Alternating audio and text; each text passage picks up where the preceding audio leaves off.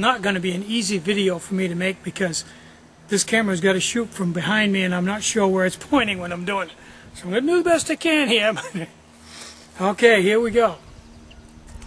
Hi, I'm Tinny from Mini Bull Design, and today I'm playing with signal mirrors. Now I've got this camera set up. The sun's really bright here and I can't see the viewfinder very well, but I'm going to attempt to show you what I'm up to here. I've got the mirror out of a cosmetic container that had a mirror to put your lipstick on and pluck your eyebrows, whatever. Now this mirror, when the light hits it, it doesn't spread out much. It keeps it choked down pretty tight. In fact, when I shoot an image on the garage over there, you'll see that it's not a lot bigger than the mirror. And the problem I found with this is I put somebody off a mile away and played around. You have to get this mirror surface 90 degrees to the person. It has to be pointing right directly at them. If it's off just a little bit, they won't see it because it doesn't diffuse and make a wide picture. So it's really tough to aim it and get it right down where a person would be able to see it, other than just using the shotgun method, which is maybe the best way to go. Now, I have another mirror here that's black on the back with a hole in it. And it's polished stainless steel. This one's polished aluminum. Now, the problem with this mirror is it does diffuse the light so that it's not real hard to get it in somewhere where somebody can catch a glint off it. But because it's diffused, it's not as bright, so it's nowhere near as noticeable from a distance as this one is. So they both have their good points and their bad points. Really bright, hard to point.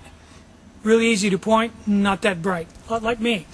Now, this one has a hole right through the middle. So you can put it right over your eye, and the angle from your pupil of your eye to your fingers where you're going to focus is really close, so it's easy to tell where you are.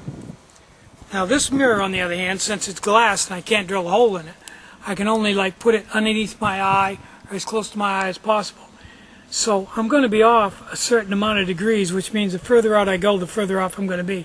So it's pretty tough to aim this thing because the angle, it's like having the sights on a rifle, maybe a half an inch off center and trying to shoot something. It's really hard to shoot. So what I'm going to do is I'm going to give you a demo here of how I use these two mirrors.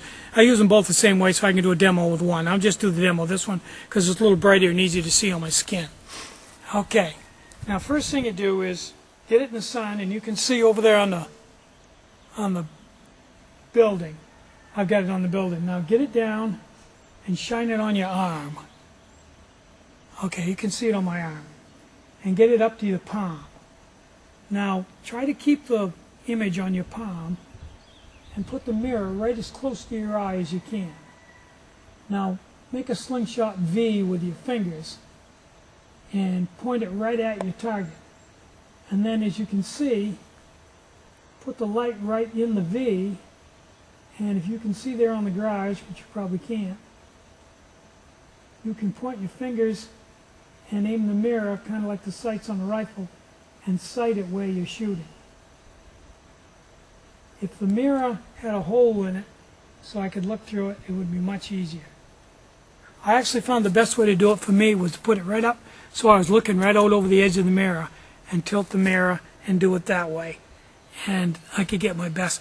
By practicing on a flat surface where you can actually see where your light's coming from, you can get a pretty good idea how to do it. But I got to tell you, it's not something for the raw amateur. It's going to take a little practice. Now, I'm going to set this up and, believe it or not, drive a half a mile away and try to signal this camera so you get some idea what it looks like. See you in a minute. Hang on.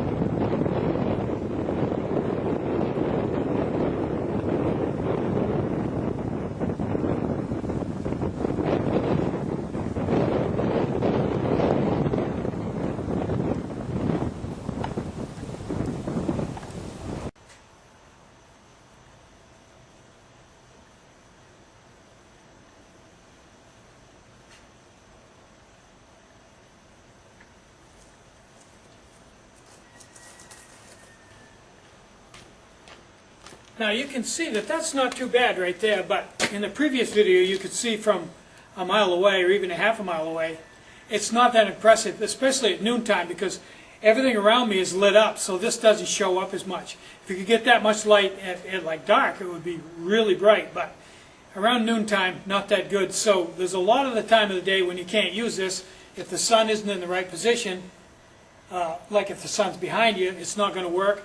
At noontime, it's not going to work that well because everything around you is lit up so much. Unless you're in a dark area, it's not going to work that well. So, good try.